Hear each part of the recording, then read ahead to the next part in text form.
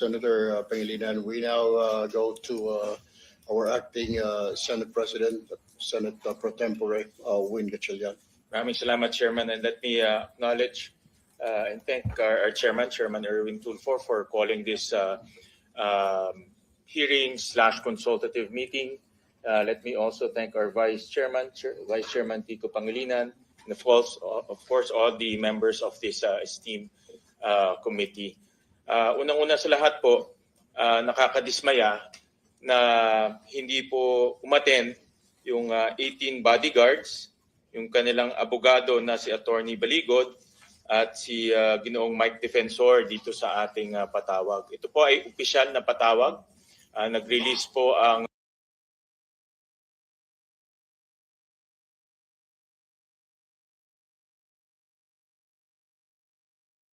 Blue Ribbon Secretariat ng official na invitation. Ipinost to sa website. Itong ating consultative meeting today ay ini-stream rin po sa website. At makikita po natin na full complement po ang nandito po sa consultative meeting. At nakakadismaya po dahil kung alam ng mga invited guests, particularly po yung 18 bodyguards, na sa loob ng kanilang puso ay alam nila ang katotohanan, dapat pumunta ho sila dito para ipamahagi at i-share sa ating lahat ang katotohanan. Hindi ho pwedeng pumili kung saan sila pupunta at magsalita. Hindi ho pwedeng pumili kung sino ang kakausapin ho nila, kung kakampi man o hindi. Dahil kung alam mo na sa puso mo ang katotohanan, kahit saan kang pupunta, katotohanan dapat mong sabihin. Marami ho ako personally, marami po akong inihandang mga katanungan. Nakita ko po yung kanilang mga sinumpaang salaysay. Marami po akong gustong itanong dahil marami po akong nakikitang inconsistency, gaps, at gusto kong malinawan itong mga inconsistencies at gaps. Nagprepara ho tayo para makausap po sila at para po maging patas ang pagdinig ho natin ngayong umagang ito. Pero sa ganitong sitwasyon, ako po personal na nadidismaya dahil hindi ho tayo nagkaroon ngayon ng pagkakataon para matanong sila at lalong klaruhin yung mga kanilang isinasabi itong mga nakaraang mga panahon. Sa alam ko, marami ho silang iniputan na iba't ibang venue para magsalita. Pero ito po yung pinakamahalagang venue para po ilahad ang katotohanan.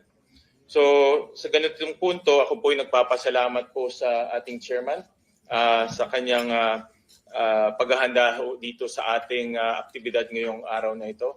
At nagpapasalamat po ako sa lahat ng ating mga kasamahan dahil nagbigay po sila ng oras at naghanda sila, no, para harapin po itong mga 18 bodyguards na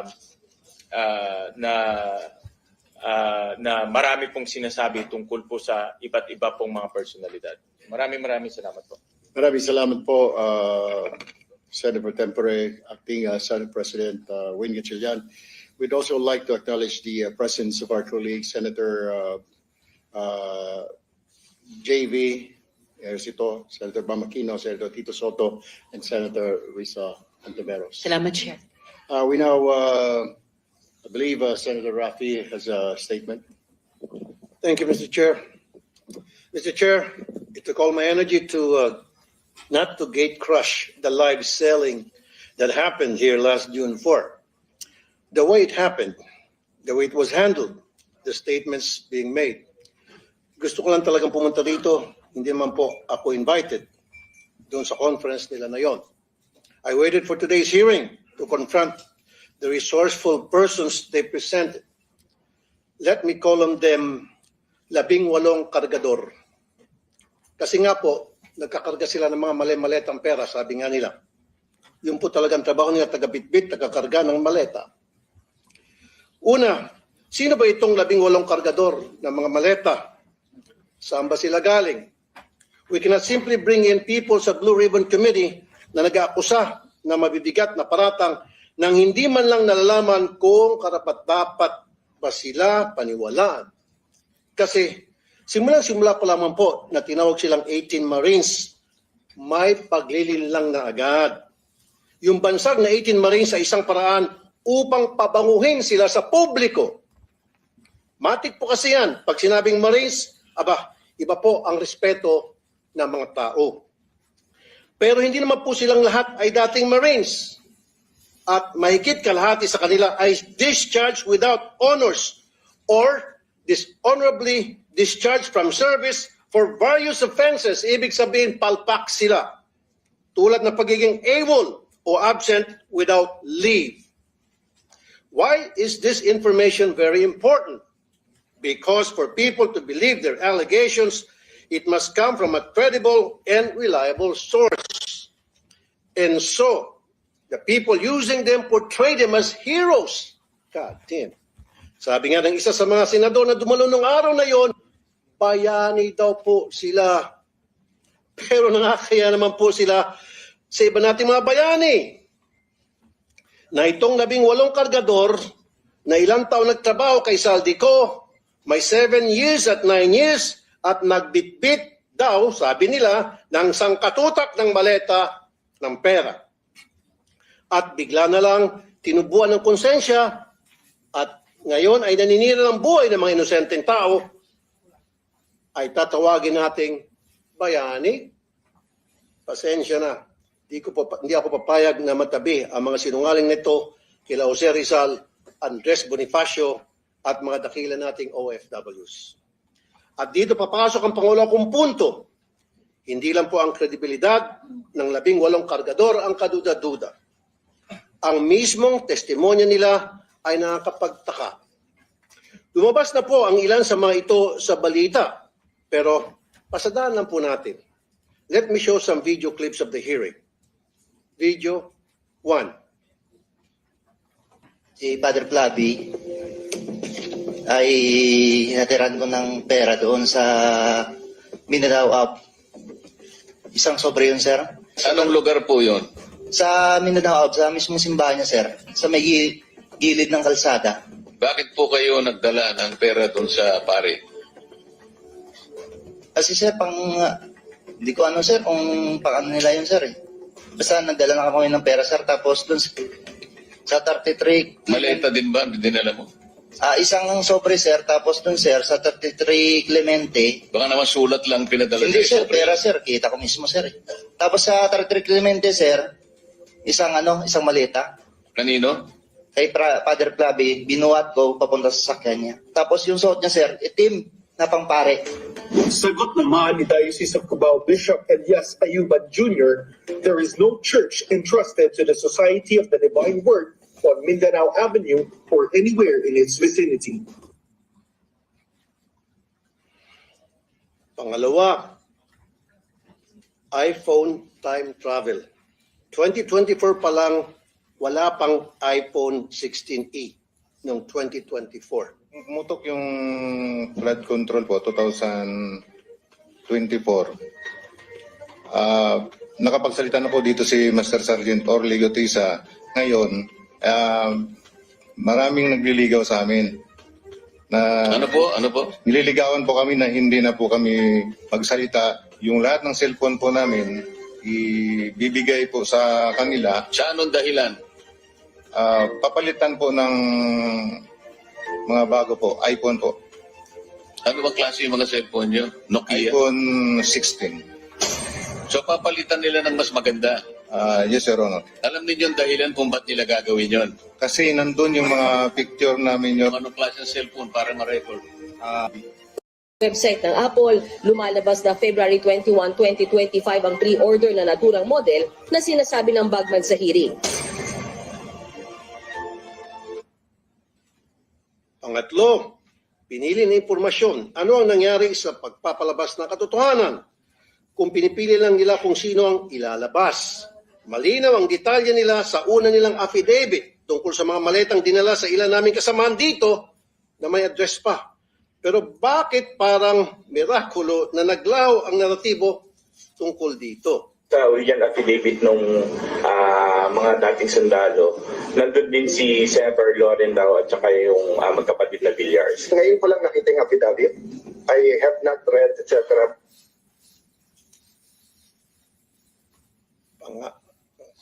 Pangapat, aking pinasilip ang lugar na yon sa Makati. Video 4, money changing. Nag-advise po si boss, magpapalit kami ng piso to dollar na 2 maleta doon sa Makati po. Sa, Bibili kayo ng US dollar. yes, Your Honor. Dinala po namin ito sa Per Bank Makati, Salcedo Village po. Dalawang maleta worth of 50 to 60 M po ang laman. Aking pong pinasilip ang lugar na yun sa Makati at walang record ng money changers sa Pearl Bank Building. Dapat po makumpirma ito. At syempre, nandiyan din po ang mga kadudadudang testimonya nila laban kay Senator Soto na pinabulaanan niya na dahil nga matagal ng patay ang sinasabi nilang si E.A. Mark or Executive Assistant Mark. At ang pagbawi nila ng aligasyon tungkol kay Representative Laila de Lima na noong mga panahon na yun ay hindi pa kongresista at nakakulong pa. At sabi ni Ombudsman Boying Rimulya, ang isang letrato ay delivery na nangyari noong panahon ni Speaker Lord Velasco pa. And so I come to my third point because it seems that some of the information from these 18 porters or cargador are fed. They have a hard time telling their story on their own. Kung papanoorin mo ang live selling nila noong Huwebes, hirap silang ikwento ang kanilang naratibo. The presiding officers of that conference were coaching and leading the resourceful persons. Pag medyo nagkakamali, siyempre, inaayos ng mga presiding officers ang testimonya. Minsan si Atty. Baligod na, hindi naman involved sa pagbitbit ng maleta, ay siyang tumitistigo tungkol sa nangyari. Wala naman siyang personal knowledge. Ika-4 na punto, nais ko pong humingi ng dispensa sa ating mga Senate media. Bilang broadcaster at kasapi ng media, masakit po tuwing nababansagan ng ilan sa atin na bayaran kasi nasisira po ang propesyon natin. Pero itong pagsisigawan na bayaran ng karamihan sa atin, dito sa lugar na tinawag nyo ng tahanan at buong puso nyo pinoprotektahan sa pamamagitan ng makatotohanan ng pagpapahayag ay tatawagin kayong bayaran. Hindi po tama yun. This institution, time and time again, owes you its dignity because you keep the senators on their toes and make sure we stay true to the Filipino people. At kay Senator Cayetano, huwag po tayo masyadong demanding. Ano po? Ito magreklamo na wala ka sa front page. Limited po ang front page space ng mga dyaryo. Kaya pili lang po talaga ang nalalagay dyan. Pero hindi ibig sabihin, hindi na sila patas. Dahil kung titingnan mo naman online, all these news outlets reported his statement. It is in their online platform. Kung saan libo-libo ang nagbabasa. The front page is reserved for the biggest and latest news. Yun bang bagong kaganapan? Yung po kasing pagkapit sa kapangyarihan at hindi pagtanggap sa pagkatalo nyo, lumang balita na po. But nevertheless, it was reported upon. I-google niyo po yun. And my fifth point, we have to look into the allegation na nabayaran ng 5 milyon ang 18 kargador. I'm not saying it's true. Iharap po ng NBI itong witness nila na nagsabi noon. Pero ang masasabi ko lang, ginamit lang kayo ng mga malalaking tao para sa mga personal nilang interest sa politika. Kulang yung 5 milyon. Kunwari, inanalayan nila kayo. Pero pagharapin nyo na itong sangkatutak na kaso na isasampa sa inyo, nitong mga siniraan ninyo, tingnan nyo, unti-unti kayong iwan yan. Ngayon pa lang, narinig mo na sila na nagugas kamay sa mga paratang nyo. Dumidistansya sila sa inyo dahan-dahan. Kaya sa ating mga kababayan, mag-ingat po tayo sa paniwalaan o papaniwalaan. Remember, the devil can cite the scripture for his purpose. No more, no less. When Jesus went into the wilderness to pray, the devil tried to tempt him 3 times. But as he was failing to tempt Jesus, and as he was getting desperate, what did the devil do? He quoted the scriptures from the book of Psalms. Huwag po tayo magpapadala sa mga mabubulaklak na mga pananalita dahil lang siya ay nagbabasa ng Biblia. Huwag po tayo basta maniniwala dahil binansagang bayani o Marines ang 18 na kargador. Buksan po natin ang ating mga mata, tenga at utak. Huwag po tayo magpapadala sa mga live selling nila. Tingnan niyo po kung sino ang nagbebenta. Kasi kung may history yan ng pagbubudol at di tayo maingat, tayo na po ang susunod na biktima nila. And before I end, I would like to remind my colleagues here in the Senate to please be very careful in calling out some people as bayani, putting them on a pedestal dahil hindi naman talaga totoo. Because that will be a reflection of you. Tatawagin mo ang mga taong umami naman na nag-deliver ng mga kickback kung sino-sino Poncio Pilato. So therefore, matatawag siya ng sindikato. So kung tatawagin mong bayani isang sindikato, sindikato ka rin. As simple as that. Maraming salamat, Mr. Chair. Maraming salamat, Senator Rafi. Statement. Mr. Chair, I'll just go straight to the question later so that we can start the ball rolling. Thank you. Thank you, Senator JB. Senator Bang? Okay. Now we go to Senator Tito Soto. Thank you. I'm just here to listen. I actually would not want to dignify parang siningit lang doon sa salaysay. But nevertheless, I'm here to listen, Mr. Chairman. Thank you. Thank you very much, Senator Soto. Senator Rizon Teveros. Salamat po, Mr. Chair, at magandang umaga po sa lahat. Wala pong iniiwasan ang bagong mayorya ng Senado. Pero sa kahit anong investigasyon, dapat ebidensya ang mangibabaw, hindi kwento lang. Yan pong gusto sana nating alamin ngayong araw. Pero ang 18 ex-bodyguards, hindi po sumipot ngayon sa Senado.